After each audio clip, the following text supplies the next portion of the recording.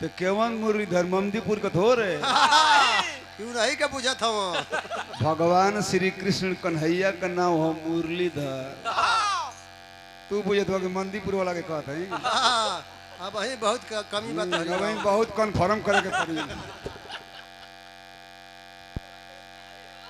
के तू ना तू पूछा था मैंने देखा एक बुढ़वन में ये बड़ी आदत खराब है। हाँ बहुत बढ़िया कमी है। ये पूछा था कि रावण का घर कहाँ है। वाह, अच्छा ही हम कहते हैं कि कितना आदमी अपने घर है शीतलहरी में भुला जाते हैं। कब का उतना पुरान बात के याद था ना ना भुलाला। अरे तो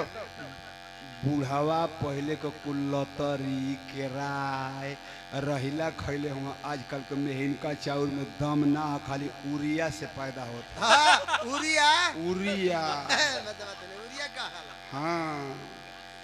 जल्ला आजकल लौकिया देखत हुआ ये तो बड़ा खेती होले होकर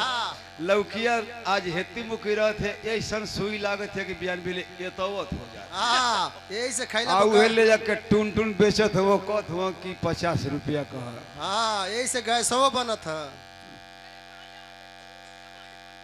रामायण में चली हो हमन का तो ये खोजत है या तोहरे मत आदमी के रामायणी आदमी मिलो हमनी से नहीं तो हई लोग तो खाली हुए पायल उतार दा खोजत हुआ और तो हके हमके अब से काम तो बाना हमन का तो साधु हो गई ले जा। हाँ खाली कुटी अगर के हमन के खाली कूटी धलेबे के हाँ तो मंदिर में पर दिन मंदिर में पूजा करे आइला बता दी तिवारी बता दा बतावा बतावा तोहर गांव घर बेइज्जती हो जाई। तू बतावा अब सोचत है कि का तोहर गांव में इज्जत नहीं तो सवेरे लड़का लगे सुनली कारे ये है नहीं मंदिरवा पर ये एक दिन अबला मीनाक्षी एक गाँव से बरवा को मंदिर है कोई बगलिए में इनका घर है एक दिन पूजा करे आ गई तो हमसे बाद में बतौना बड़ा सकोचत पंडित जी देखबा घटना घट गई घटा ना तो हम कहली का भइल है तो कहत हूँ कि गैली नहैली धोली धोती पहिर के गई हली पछिटा बांध के आ भाई पूजा पाठ करे में अब जंघिया उंघिया तो पहिर के जाए के ना बा तो धोती पहिर के गई अब पीछवा मेन जगह पर धोतिया तन से फाटल आई निहूर के ही तरह तरह जल देत हुआ तले एगो पीछे लड़का आइल तो ओकरा ना बुझाइल ऊ बुझलस कि जना था कि दान पेटिका का मुंह है बस ओमा 1 रुपया का एगो सिक्का उ डाल दिलस कि भगवान की नाव पर दिया जा तो इनका तो बड़ा बंडस पड़ल अंडस बढ़ल तभी खिसिया के अब जल उल फेंक के कहत हो कि सुन सुन सुन सुन ये पूजो में डाल के गईले तेले घंटो बजा ले जो घंटा वाले बजा ले घंटो बजा ले हाँ घंटा के बजाइले बजा ले अरे हो गई हम तोपल तोपल कहते हैं तो तू अब तो सवेरे तो आना लड़का सेवा करियो सो सबरे तो मर्यादा बनी। एक बिरहा है आपके बीच में एक बिरहा हम प्रस्तुत कर रहे हैं सुनते हैं देखिए कहानी कैसी है। यहाँ सारे लोग समझदार हैं सारे लोग पढ़े लिखे हैं। यह किरौना ग्राम से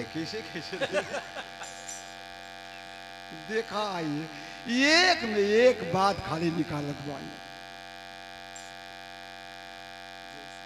तैयार जाएगो बिरहा सुन ले जा बड़ा ही सुंदर माहौल बा जैसन कि आज के माहौल में हमारे यहाँ बैठल ही जा बड़ी सुंदर कहानी है। सुनते हैं भूमिका में कवि की 4 लाइन लिखे हुए हैं।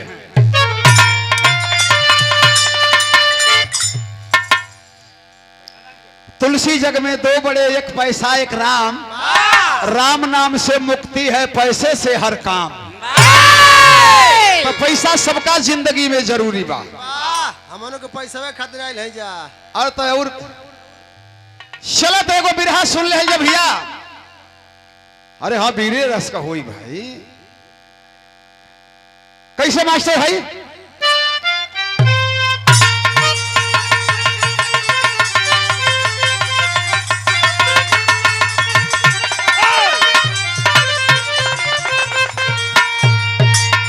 कहता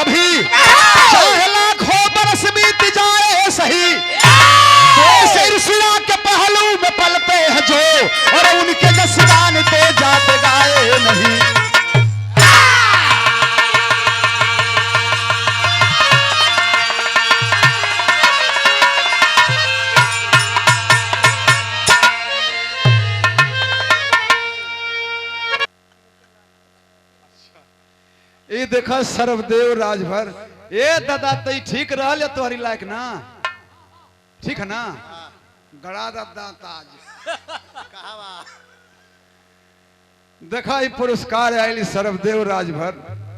चचा की ओर से आयल बा बहुत बहुत प्रणाम भाई इनके ऐसने गाना चाहत रहा तो हमसे कहला कि देखा रमैड़ी के गाना गया तो हम कहले कि दोनों आदमी हमन को सधवैले हैं जाए हम वही में चले के हाँ दोनों जना साधु हाँ दोनों साधु बाप रे बाप ये दिक्कत आय हाँ हाँ अरे वो तो करण का गनवा भाई दोनों जाना वे हो जाए हाँ अरे भाई ग्रंथवा कोनो एके जगह ना न बा हाँ गोलू गुरु गुरु गुरु हो अच्छा मास्टर साहब का तो संजोग से देखा तू इतना पुरान चेला या तनी से तो से पुरान हम नहीं के चेला है वाह देखा दोनों चेला मिल गई हाँ एक ही खानदान का हो गई लोग दोनों चेला मिल गई जाए आज वो हमार गुरु रहल हूँ वो तब पढ़त नहीं जे जब बरसिन से पटरिया पचर दे जा हाँ आ शीशी से ओके बना बना खमाजी जा एकदम चमके लागे हाँ डोरिया वाली जंगिया पहन के जा केवन जंगिया डोरी वाली ना हाँ नाड़ा वाली रहे दोनों में फूल बनावल है हमारी जंगिया में अब तो वैसा छोड़ दे अबे यार हमें बड़ा आकाश होता रहा कबो कबो फंस जाता है मन मैदान की बेड़ी में।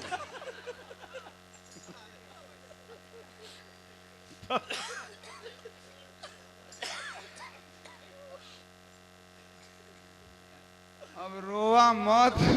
बतिया सुन के आई कह दूंगी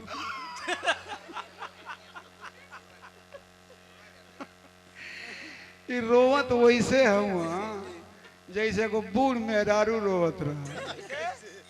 ओकर पतोहिया कहलस कि अम्मा है दुगो आलू है तनी एक चीरी या हम तोले पिसान सानत हई हम रोटी सेक दई आलूया या आप चीर दे तो भुजिया बना दे जी दोनों आदमी खा ले जी आ बूढ़ी आलूया छिलनी से छीले लगली जलू में न छीलत छीलत बुढ़िया के आंख से आंसू आ गए वो का है तो पतोहिया कहत या कि ए अम्मा ई तब पियजियो ना कि लागत है रोवत काहे हो